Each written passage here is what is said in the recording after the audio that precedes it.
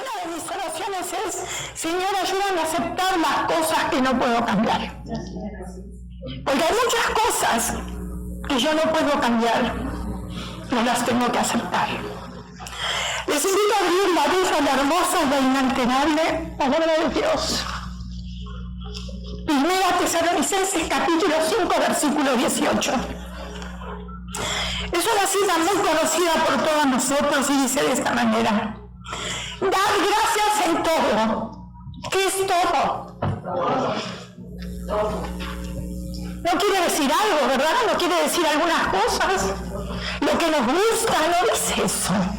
Dice en todo. Lo que me gusta y lo que no me gusta. Lo que entiendo y lo que no entiendo. Lo que acepto y lo que no acepto. Tengo que dar gracias. Esa es la voluntad de Dios. Porque esa es la voluntad de Dios para nosotros en Cristo Jesús. La gratitud no puede ir de mano con la queja. Son dos cosas totalmente diferentes, opuestas entre sí. Un espíritu de queja no es agradable delante del Señor, pero un espíritu agradecido sí es agradable delante del Señor. Quiero darles un ejemplo y bueno, ustedes me van a apoyar en esto, ya que muchos de los hermanos están aquí, que son de México. Yo no fui a este lugar, pero sí me lo dijeron. En México, especialmente en el estado de Hidalgo, existen unas termas.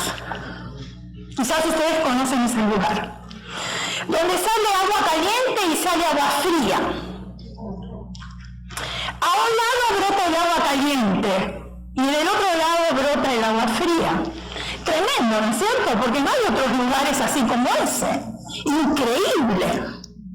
Ahora, los turistas que llegan a ese lugar le comentan al guía: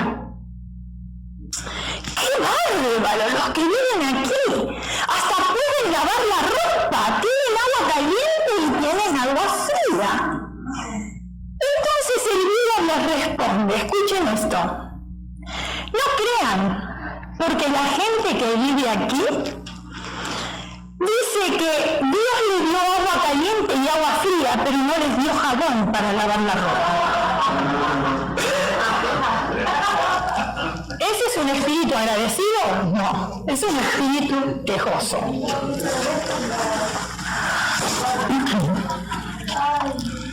Otro ejemplo. Un anciano, maestro, estaba ya cansado de escuchar las quejas de su discípulo.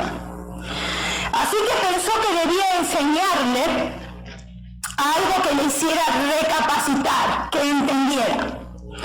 Una mañana le pidió que trajera sal.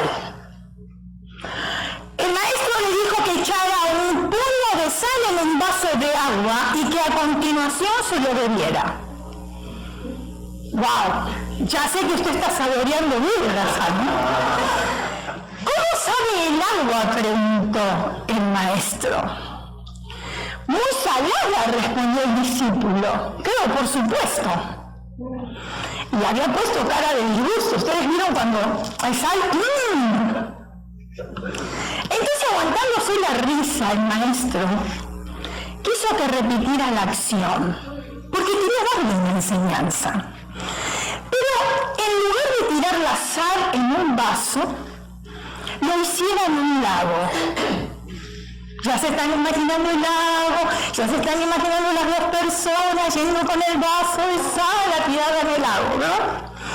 Caminaron sin prisa por un largo lago situado en medio de un huerto a las afueras de la aldea. Y cuando el discípulo cumplió la orden de tirar la sal en un lago, el maestro le pidió que tomara con el vaso agua de ese lago y que la bebiera. Entonces el maestro le preguntó: ¿a qué te sabe ahora? Usted ya está pensando, ¿verdad? Ya se le está haciendo agua a la boca. Muy bien, ¿a qué te sabe ahora? Entonces el discípulo dijo: bueno, no sabe nada a sal. Por supuesto, porque de un lago. para el paladar. Entonces el maestro, tomándole de la mano al discípulo, le dijo: el dolor en la vida es pura sal. Sin embargo, su sabor depende del recipiente que lo coloques. Por eso, cuando te aflijan las adversidades de la vida, dejemos de ser un vaso y convirtámonos en un lago. Hay que dejar ir a personas que solo llegan a nosotros para compartir sus quejas y problemas. Yo ya tengo bastante con mis quejas para escuchar a otros con quejas. Que esto no le gusta, que aquello está mal, que aquel no sirve, que tiene cerebro pequeño, que el otro esto. Aburren de tanto repetir lo mismo, lo mismo, lo mismo, lo mismo. Que critican a todo el mundo y todos los demás son culpables. Ellos nunca son culpables y guardan rencor en su corazón y viven quejándose toda la vida. Si alguien busca un cubo para echar basura, que no sea en la mente de nosotros. Cuando una mente está llena de pensamientos negativos, surge la queja y se cierra la puerta de la gratitud. Porque la gratitud con la queja no van. La gratitud es riqueza, la queja es pobreza. Ustedes están familiarizados con los peregrinos, ¿verdad? Ahora este próximo jueves en este país celebramos el Día de Acción de Gracias, aunque para nosotros los cristianos los 365 días del año tienen que ser de agradecimiento, no esperamos una fecha especial, pero sí nos unimos a la fecha que fue declarada en este país porque vivimos aquí en este país. Y entonces, por respeto al país y porque es una fiesta de dar gracias que no se opone a nuestras creencias, no tenemos ningún problema en reunirnos con la familia y comer y darle gracias a Dios por todas las cosas. Ustedes saben que ellos habían salido de Inglaterra perseguidos por sus creencias religiosas y después de haber navegado por 2 meses zarparon en Massachusetts. Cuando estos llegaron a América le dieron gracias a Dios por 7 cosas. Y yo les voy a mostrar cuáles fueron las 7 cosas por las cuales ellos estaban agradecidos. Fíjense en lo que agradecieron. Por la barca de solo 180 toneladas que Dios le dio. Por la barca. Porque les hizo llegar ilesos. O sea, la protección de Dios sobre la vida de ellos. Le dieron gracias porque durante el viaje solo murieron 2 personas y nació un niño. En esa travesía de 2 meses. Le dieron gracias por haber pasado la tormenta sin que la barca se averiara. Y eso también es protección de Dios. Le dieron gracias por 5 mujeres que cayeron al agua pero que fueron salvadas. Le dieron gracias por lograr vivir entre los indios sin problemas.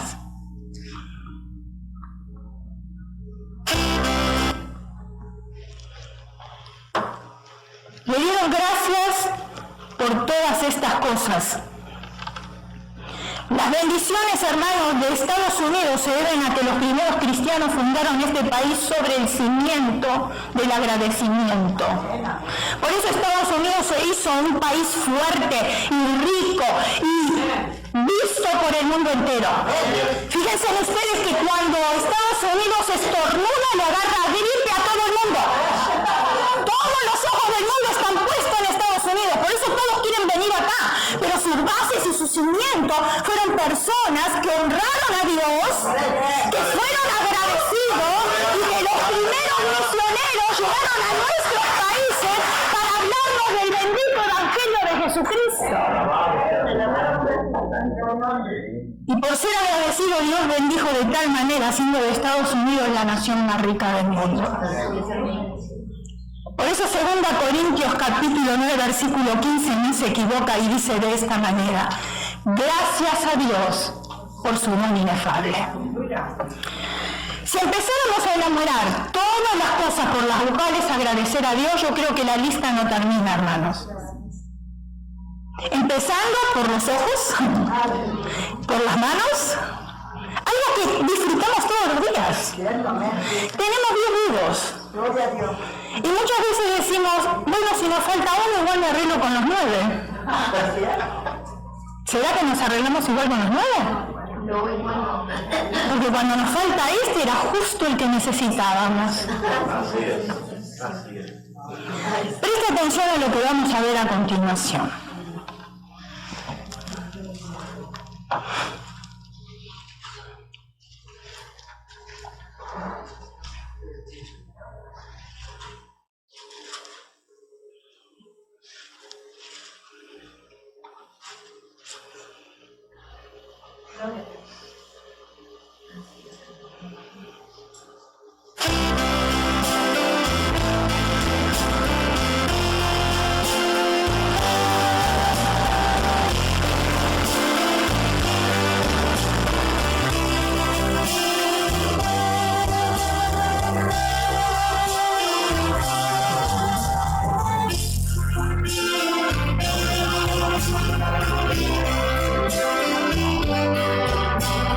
Gracias, Señor, por mis brazos perfectos cuando hay tantos mutilados. Gracias, Señor, por mis ojos perfectos cuando hay tantos sin luz. Gracias por mi voz que canta cuando hay otros que enmudecen. Gracias, Señor, por mis manos que trabajan cuando hay tantos que me envidian. Gracias, Señor, por darme un hogar para regresar cuando hay tanta gente que no tiene a dónde ir. Gracias, Señor, porque puedo sonreír cuando hay otros que en este momento están sufriendo. Gracias, Señor, porque puedo amar cuando hay otros que solamente viven para odiar. Gracias, Señor, porque puedo dormir cuando hay otros que se revuelven en espantosas pesadillas. Gracias, Señor, porque puedo vivir cuando hay otros que mueren antes de nacer. Pero sobre todas las cosas, gracias. Muchas gracias, Señor, por tener tan poco que pedirte y tanto que agradecerte.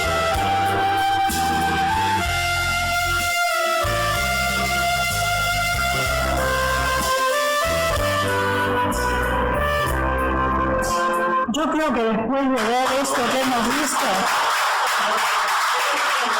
tendríamos que postrarnos a nosotros delante de la presencia de Dios y solamente dar gracias sin pedir absolutamente nada.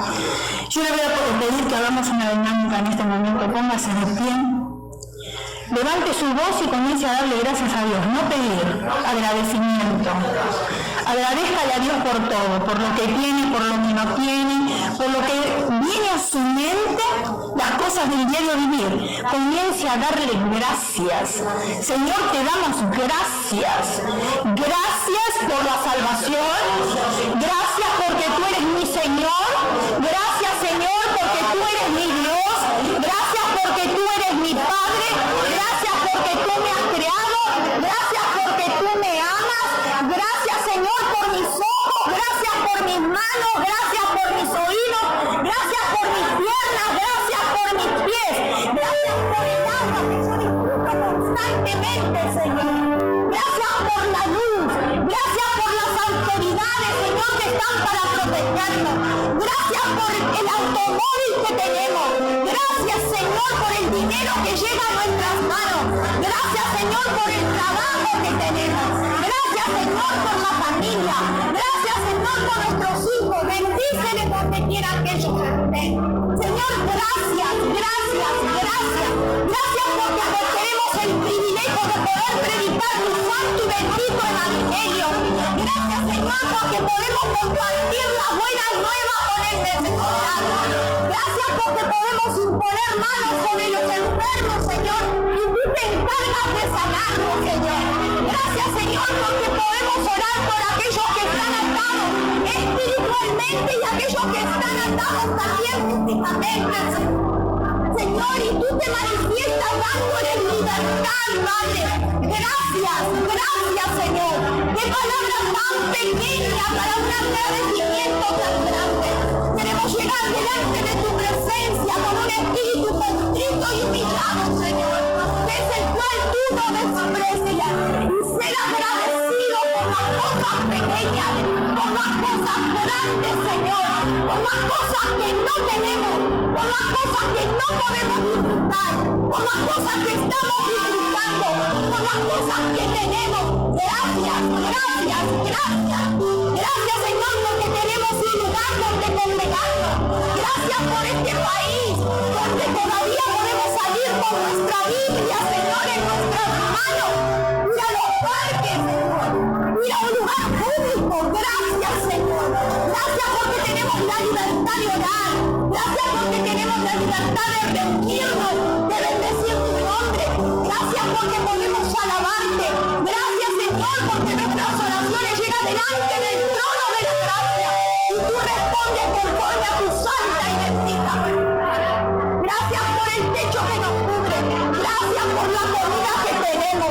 Gracias por la ropa que vestimos. Gracias, Señor, por el alimento que llega a nuestra mesa. Gracias por la cama donde dormimos, Señor. Gracias, gracias, gracias, Señor.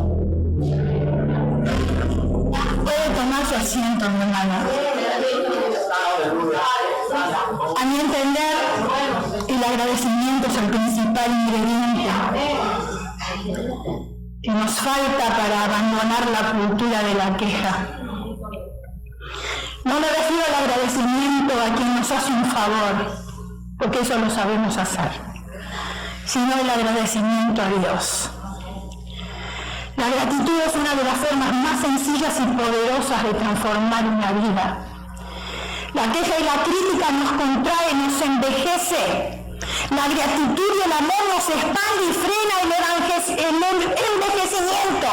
Buen método y económico para no usar cremas para las arrugas.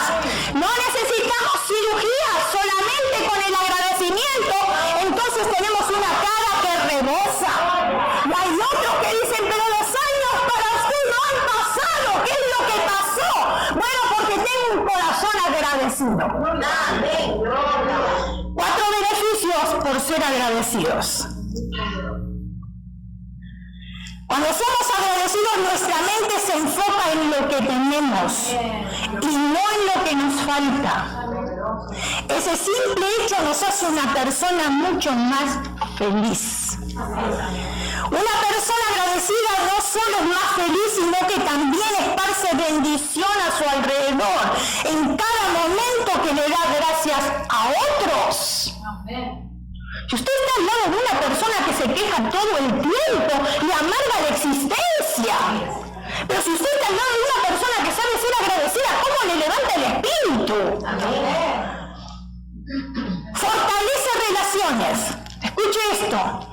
No entren al matrimonio pensando en lo que la otra persona les va a dar. Porque eso siempre sucede, ¿no? Él espera muchas cosas de ella. Y ella espera muchas cosas de él. Entren al matrimonio asumiendo que cada cosa que te den es un regalo, entonces tendrás un matrimonio por siempre. Amén, amén. Cuando somos agradecidos desarrollamos una tendencia a ver el lado positivo de las cosas. En consecuencia lograremos mantener una actitud positiva. La historia que les contaré a continuación está basada en un hecho de la vida real. Por eso pido que presten atención, porque es una historia bastante impactante de alguien que ustedes conocen muy bien. Años atrás, un hombre decidió ir a New York hasta Australia. en busca de mejor oportunidad económica. La familia se componía de su esposa y 2 hijos adolescentes. Uno de ellos soñaba con ser trapecista en un circo y el otro quería ser actor. Este último, mientras esperaba una oportunidad, trabajaba en el puerto de la ciudad. Una noche, de regreso a su casa, el joven fue asaltado. Se resistió y fue agredido brutalmente. Le desgarraron el rostro y le golpearon por todo el cuerpo. Después de algunas horas la policía lo encontró y lo consideraron muerto. Hasta que después de unos minutos observaron que el joven hacía esfuerzos para poder respirar y lo llevaron urgentemente al hospital más cercano. El equipo médico se encontró con un joven que ya no tenía rostro. Sus ojos estaban desgarrados, su cráneo, piernas y brazos fracturados. Su nariz estaba perdida en su cara, todos sus dientes rotos y su mandíbula desprendida. ¿Se lo está imaginando? Lo conocían como el hombre sin rostro. Como la prioridad era salvarle la vida, aunque permaneció cerca de un año en aquel hospital, me imagino, para reconstruir todo, que no es fácil y doloroso a la vez. Al salir su cuerpo estaba recuperado, pero su rostro todavía era repulsivo. Los doctores hicieron lo mejor que pudieron, me imagino. Al salir su cuerpo estaba recuperado, pero su rostro todavía era repulsivo. Ya no era aquel joven hermoso al que todos admiraban. Comenzó a buscar trabajo, pero siempre era rechazado debido a su aspecto. Eso es muy normal en el mundo, ¿verdad? Se valoriza a la persona no por lo que es, sino por la apariencia que tiene. Lamentablemente es así en esta sociedad que nosotros vivimos y es muy triste también. Quiere decir que una persona que no tiene una apariencia agradable no tiene que comer, no tiene que vestirse, en realidad no tiene que vivir. Eso es lo que nos está predicando la sociedad.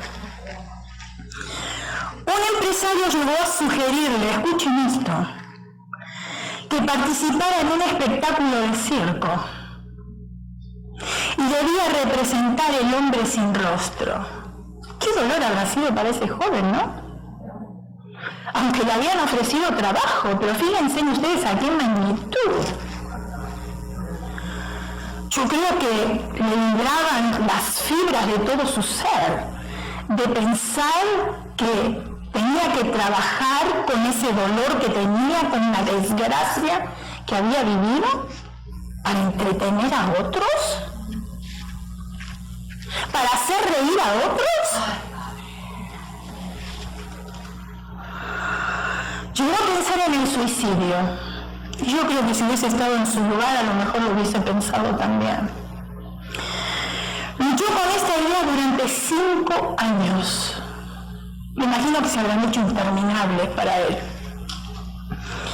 Hasta que un día entró en una iglesia, buscando algo de alivio, y vio al pastor que estaba orando. No vio a los hermanos, vio al pastor orando. Y se puso a su lado siguiendo sus oraciones. El pastor al verlo se interesó en él, un alma piadosa, misericordiosa. Un alma que a lo mejor en ese momento se puso en el lugar de él y en su sufrimiento también. Estaba impresionado y le propuso ayudarle a recuperar su rostro. ¡Wow! Este es uno de los samaritanos.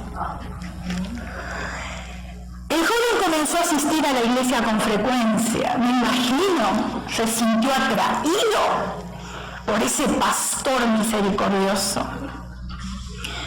Era una persona agradecida. Siempre le pedí a Dios que le diera paz interior. Yo lo hubiese pedido también, ¿eh? Y le pedí a Dios misericordia. Yo lo hubiese pedido también. Y la pido, por supuesto. Pero estoy hablando de las condiciones de uno. Para ser un hombre mejor cada día. Después de un tiempo, el pastor, por medio de sus influencias, logró conseguir gratuitamente el servicio del mejor cirujano plástico de Australia. La mano de Dios. No hay otra que la mano de Dios. Lo llevó a la iglesia exacta, en el momento exacto, en el tiempo exacto y con la persona exacta que Dios había escogido como pastor de aquel lugar. Amén. Se dispusieron para él los mejores servicios médicos y el joven comenzó a recuperarse milagrosamente. Dios lo bendijo con una bella esposa, varios hijos y éxito profesional. ¿Usted quiere saber quién es ese joven? ¿Quiere saberlo? Se lo dejo para el año que viene, para Acción de Gracia. No porque no quiere comer ansias, ¿verdad? Quiere saber quién es ese joven. Y usted lo conoce muy, pero muy bien. El resto de la historia ya la sabemos. Su vida fue una inspiración para la película cinematográfica El hombre sin rostro. ¿Cómo se llama él? Aquí les va. No se duerma, abra sus ojos, mire la pantalla. Y este es él. Mel Gibson. Handsome. Digan las mujeres, handsome. En Argentina decimos todo un churro. Guapo. Churro guapo, ¿no? No churro el que se come. Yo no sé cómo le dirán en cada país, ustedes. Pero wow. Tremendo. Esa no es la mano de Dios sobre la vida de ese hombre. ¿No tenía un propósito Dios sobre la vida de ese hombre? ¿Por qué podía haber muerto? Sin embargo, no murió. Atravesó por cuántas cirugías y nunca le dio un paro cardíaco. ¿Se podía haber quedado ahí? El rostro se le podía haber transformado, pero no así como ese. ¿Quién va a decir que ese rostro es un rostro de cirugía? No sé, se parece que en la cirugía el doctor era Jesucristo. Y empezó a formarle su rostro como él lo había formado desde un principio con sus propias manos. Y el Señor operó un milagro para mostrarle al mundo entero de que Él es milagroso y que el tiempo de los milagros no ha pasado. Él quería ser actor y el Señor se lo permitió y le dio un nuevo rostro para impactar al mundo entero, porque solamente con su presencia y conociendo su vida, todos tendrían que doblar el mundo entero las rodillas delante de Jesucristo y alabar al Rey de Reyes y Señor de Señores. Yo creo que este hombre no necesita muchas palabras, solamente con su testimonio impacta al mundo. Ahora, si no le admiraba no solo por su éxito en el cine, sino también porque es un hombre que entregó su vida a Dios. Y hemos visto una de sus películas que fue tremenda, aunque muchos la critican porque dice que se le dio más honra a la madre que al hijo en la película. Pero yo las cosas que miro de las películas, aunque no es 100% bíblica, fue lo más cercano a la Biblia. Y acuérdense que nosotros somos humanos, son actores. No, por supuesto que 100% bíblico no va a ser, pero nos da a nosotros una idea, un panorama. Y cuando yo miro algo, lo que no me conviene lo desecho. Pero nadie miró los 39 latigazos que le dieron a Jesús. ¿Sabe qué me dijo un cristiano? Que eso fue demasiado cruel lo que hicieron. Que no tenían que haber mostrado eso, porque era cruel. No, eso fue verdad. Porque los romanos daban 40 azotes menos uno, que son 39. Y lo que nosotros vimos en esa película de los azotes, y los azotes, hermanos, ¿saben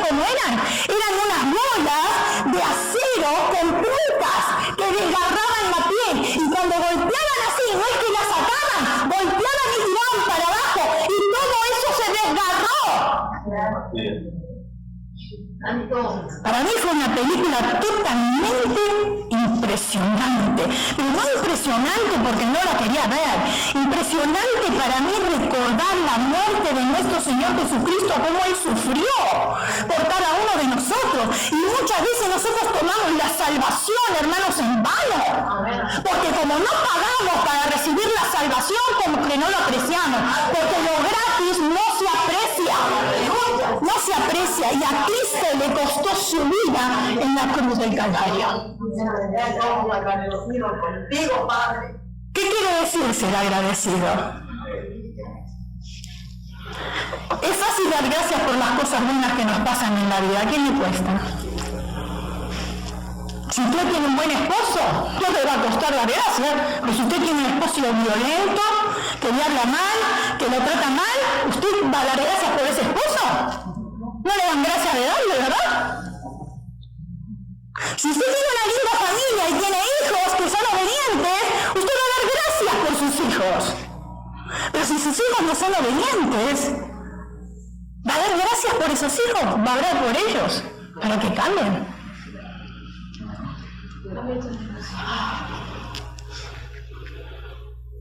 Pero la Biblia nos enseña a nosotros a dar gracias por todo. Los momentos de alegría, así como los momentos de tristeza, los éxitos, así también como los fracasos. Las recompensas, así como los rechazos, eso exige un duro trabajo espiritual, hermanos. Ser rechazado no es fácil, y aceptar no es fácil. Imagínense un hijo que su padre lo abandonó, sea la circunstancia que sea, no vamos a entrar en detalles. Lo único que sabe esa criatura es que su padre no estuvo mientras crecía. Y son personas que crecen con resentimientos, con rencor. ¿Por qué ustedes creen que tenemos tantas gangas? Porque son jóvenes frustrados que no encontraron el amor en su casa. Porque el amor de la casa es de 18 quilates. El amor de afuera que encuentran en la calle es un amor barato que no sirve para nada. Es de 10 quilates. Pero ellos se sienten aceptados por otros jóvenes y entonces ellos ahora pasan a ser parte de su familia y se identifican. Y dolor con dolor se unen y ahí es cuando hacen los estragos.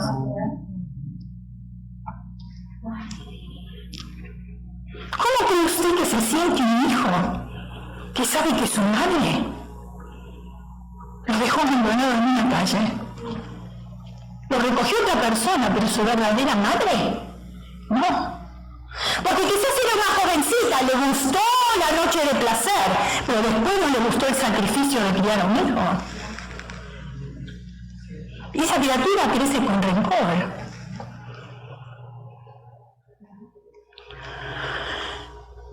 Sin embargo, solo cuando podemos decir gracias por todo lo que nos ha traído hasta el presente, seremos personas agradecidas de verdad. No tengamos miedo de examinar todo lo que nos ha traído hasta aquí. Lo bueno, lo malo, las tristezas, los dolores, las alegrías, los sinsabores, todas las cosas.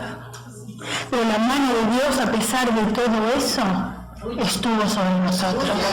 En las circunstancias difíciles quizás nosotros no lo veíamos porque estábamos tan turbados con esa situación, con esa circunstancia, que no podíamos ni siquiera sentir la presencia de Dios en nuestras vidas. Pero Dios estaba ahí, enjugando nuestras lágrimas. Dios estaba ahí levantándonos, sacándonos de ese pozo, de esa situación, afirmándonos de la mano, llevándonos hasta donde estamos hoy. Amén. Dios santo eres, Señor. El Señor siempre se hace presente en nuestras vidas. Amén. Si uno mira atrás en la historia de su vida, usted se va a dar cuenta cómo la mano de Dios estuvo ahí. Cuando yo tenía alrededor de unos 2 años, bueno, mi padre tuvo que ir a la Segunda Guerra Mundial y él estuvo prisionero por 2 años en Alemania. Claro, siempre con la esperanza de volver, pero no se sabía. Pudo regresar, fue la mano de Dios. Amén. Tenía apenas 20 años cuando se lo llevaron. No sabía empuñar un fusil, pero se lo dieron. Tenía que matar, no sabía, pero tenía que hacerlo el enemigo. Pero así todo lo llevaron. Regresó. Cuando regresó, yo no había nacido todavía porque ellos no se habían unido con mi mamá, porque él dijo: nos casamos, yo me voy a la guerra, pero si después quedás con una criatura, vas a quedar sola, mejor yo me voy, y si vuelvo, entonces celebramos el matrimonio. Que no todos los hombres hacen eso, ¿eh? Mi padre recibe un mérito, una medalla de honor recibe por pensar de esa manera. Y como ellos vivían en un pueblo, que es el pueblo chico, infierno grande, todo se sabe, entonces le disolvían el matrimonio a mi mamá y no había ningún problema. Después de 2 años él regresó. Se unieron en matrimonio, ellos tuvieron un varoncito antes que yo. En el momento del parto la criatura falleció. Ya mi mamá no podía tener más hijos, según el doctor. Pero vino un especialista de la ciudad, porque nosotros somos de un pueblo, vino un especialista de la ciudad y le dijo: señora, usted con un tratamiento puede quedar embarazada. Y yo soy hija del tratamiento. Entonces, cuando yo ya tenía 4 meses, debido a que Italia había quedado destruida por la guerra, no había trabajo. Mis padres vivían con mis abuelos, pero no había trabajo. Entonces, él tenía a su hermano mayor en Argentina. No lo conocía, porque cuando mi tío viajó a Argentina ya casado, mi papá tenía 1 año, no lo conocía. Podía haber sido su padre. Decidió escribirle al hermano y el hermano le dijo que sí, que fuera, que no había ningún problema. Además, el viaje en barco no se conoce con el hermano. Antes las fotos ustedes saben que llevaban 3 meses, 4 meses, o sea, no llevaban todo eso. Y bueno, después se reconocieron, etcétera, etcétera, pero yo tenía 4 meses cuando él me dejó para ir a Argentina a trabajar. No me dejó por abandono, no abandonó a mi mamá, no tuvo otra familia, trabajó 2 años, vivió con mis tíos, juntó el dinero y nos mandó a llamar a nosotros. Yo empecé a crecer. De 4 meses a 2 años que él me conoció, mi mamá trabajaba en el huerto con sus padres y ahí corría un río. Entonces mi mamá estaba bien entretenida cultivando los tomates, lo que ellos sembraban, porque hacían trueque, iban a los otros pueblos y cambiaban tomates por papas, así podían vivir después de la Segunda Guerra Mundial. Y claro, esta niña encontró un vasito por ahí, en el huerto. Agarró el vasito, o agarré el vasito, y me fui hasta donde estaba la corriente de agua, para sacar agua del vaso, del agua con el vaso. Ustedes saben que la cabeza es más pesada del cuerpo, y especialmente en una niña pequeña. Mi mamá llegó justo a tiempo. Pero la mano de Dios estuvo ahí, a eso voy, porque no caía ahí adentro. A los 2 años, mi papá nos manda a llamar, ya tenía el pasaje para nosotras, y llegamos a Argentina. Llegamos a Argentina y fue otro shock para mí, porque yo a mi papá no lo conocía. Pero mi papá le escribe a mi mamá y le dice: ¿qué es lo que le gusta a la nena? Que yo se lo llevo para que ella venga conmigo. Entonces a mi madre dijo: le gustan las muñecas, le gustan los chocolates. Y mi papá me compró chocolates, muñecas, todo se lo llevó al puerto, porque en aquel entonces no se podía dejar en avión, era demasiado caro. Lo lleva al puerto, pero fíjense ustedes cómo son las cosas.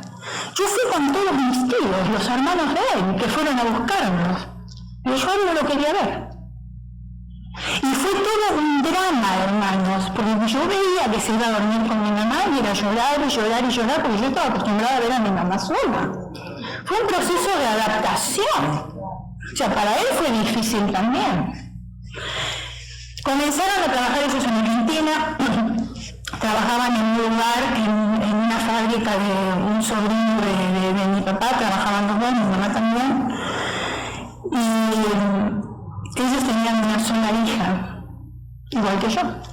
Así que era como mi hermana, la pasábamos todo el tiempo juntos. Y como ellos tenían posibilidades, si a ella le compraban un vestido, a mí me compraban un vestido. Si a ella la mandaban a clase de piano, a mí me mandaban a clase de piano, y así. Entonces la pasaba con ellos. Y ellos compraron una casa quinta. ¿Ustedes saben lo que es una casa quinta? Nosotros decimos casa quinta en Argentina, que es una casa donde usted va los fines de semana, que disfruta, y ahí tienen pileta de natación. Yo esas cosas no tenía, porque mis padres no eran pudientes como ellos. Pero bueno, yo disfrutaba de lo que tenía mi prima. Así que vamos a la alberca y se me desinfla el salvavidas y yo no me di cuenta porque los niños juegan y los niños están pensando en la seguridad. De repente me encuentro en el fondo del swimming pool, en la parte más honda. Yo no sabía salir. Me acuerdo como ahora. Por eso yo que tengo mucho respeto al agua. Pero ¿sabe qué fue lo que me salvó?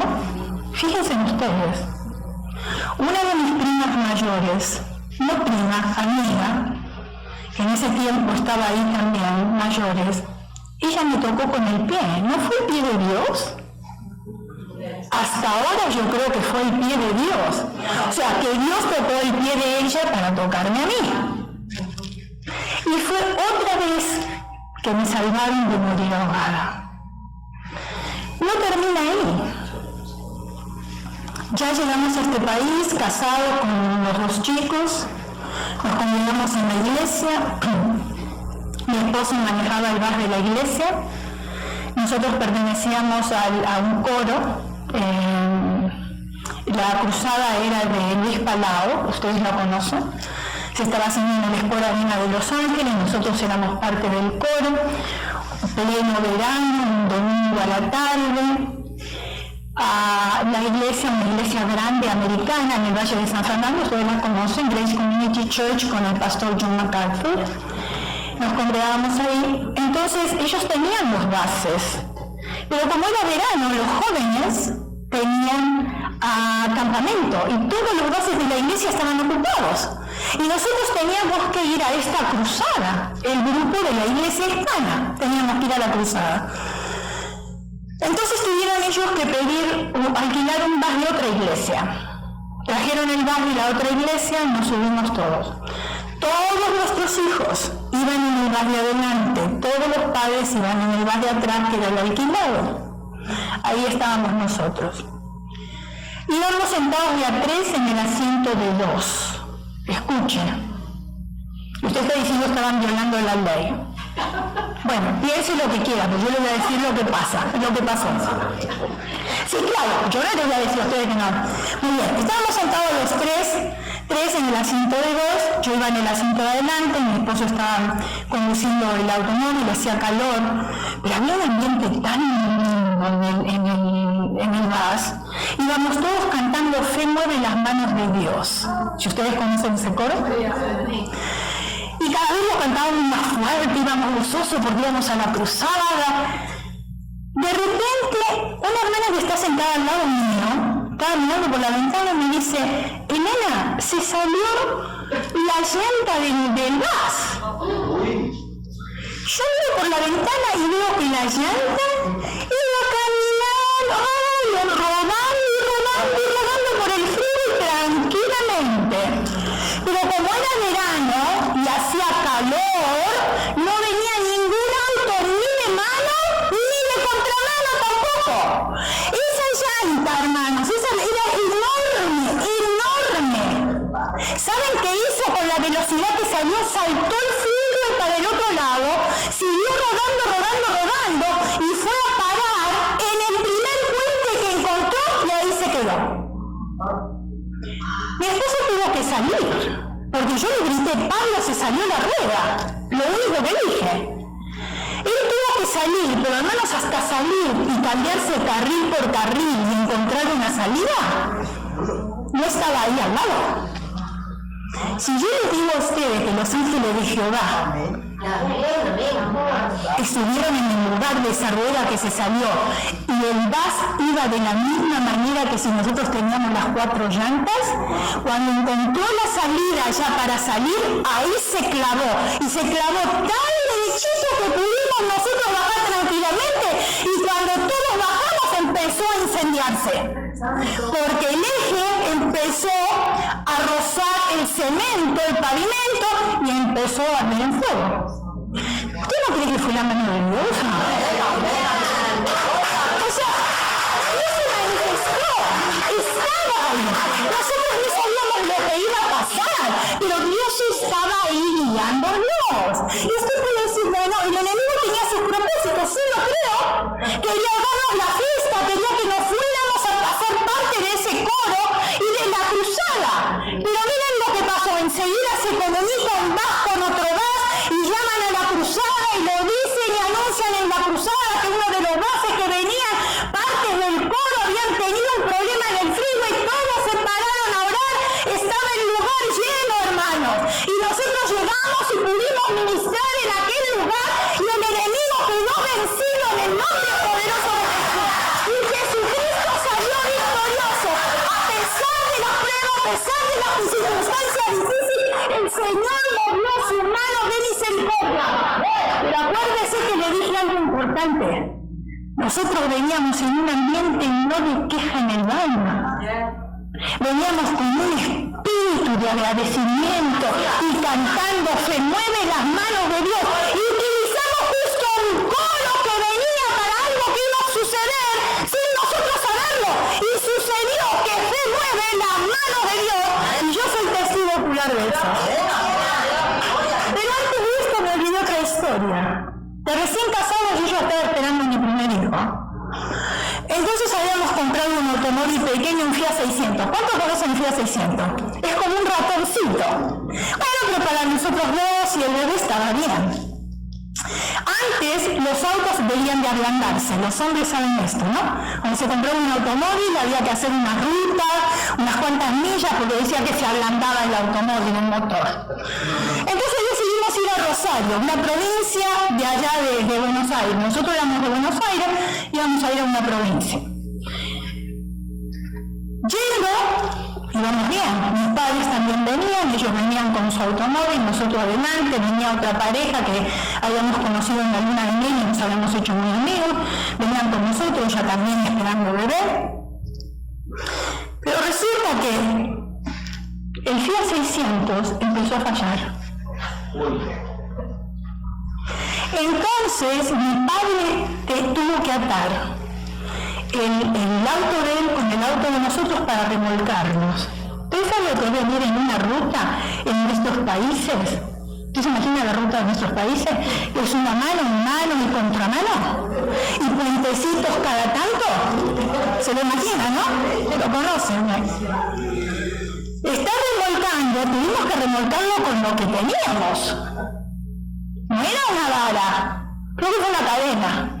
Ahora imagínense, si frena el auto de atrás, había que estar en control. Estamos por pasar en un puente, hermanos, y venía un camión del lado contrario. No entrábamos los dos en el puente. Mi papá, cuando vio el camión, lo primero que hizo, girar a una cierta dirección. Pero nosotros veníamos con cadena atrás, mi papá se fue acá y el auto nuestro se fue para el otro lado, justamente donde venía el pullman de frente. Salimos ilesos, se lo estoy contando, yo estoy acá. ¿Usted no cree que fue la mano de Dios? Dios no tenía un propósito en la vida, cosas que nosotros no sabemos que van a pasar, pero que Dios está en control de la vida. Él está interesado por su vida como está interesado por mi vida. Él tiene un propósito para su vida y Dios tiene un propósito para mi vida. Y hasta que no se cumpla el propósito dado por Dios en la vida de nosotros, aquí vamos a permanecer en esta tierra fastidiando gente. ¿Me está entendiendo? Porque ese es el propósito de Dios. Que nosotros fastidiemos gente con el Evangelio de Jesucristo. Le guste o no le guste, testimonio, hablamos como sea, pero Cristo es predicado. Eso es lo que dice la palabra de Dios. Y el propósito de Dios se va a cumplir. Se va a cumplir. Cuando uno pierde un ser querido, hermanos, uno cree que se va a morir juntamente. y que se va a ir con esa persona. Y sin embargo Dios da la fortaleza para que después uno pueda seguir adelante, porque así es la vida y Dios tiene propósitos y tenemos que estar preparados para esas circunstancias difíciles, porque el Señor dijo que era nuestra fortaleza y nuestro pronto auxilio en toda tribulación. Alzaré mis ojos a los montes, ¿de dónde vendrá mi socorro? ¿De dónde viene mi socorro? ¿De mi comadre? ¿De dónde viene? Mi socorro viene de Jehová que hizo los cielos y la tierra. Y si Él alimenta a las aves, cuanto más no nos va a alimentar a cada uno de nosotros. ¿Y usted no cree que tenemos que ser agradecidos, mis hermanos? Claro que sí. Claro que sí. Cierre sus ojos, incline su rostro y vamos a orar. Señor, hemos hecho una dinámica y te hemos dado gracias. Y podríamos, Señor, seguir toda la tarde enumerando tantas cosas por qué agradecerte.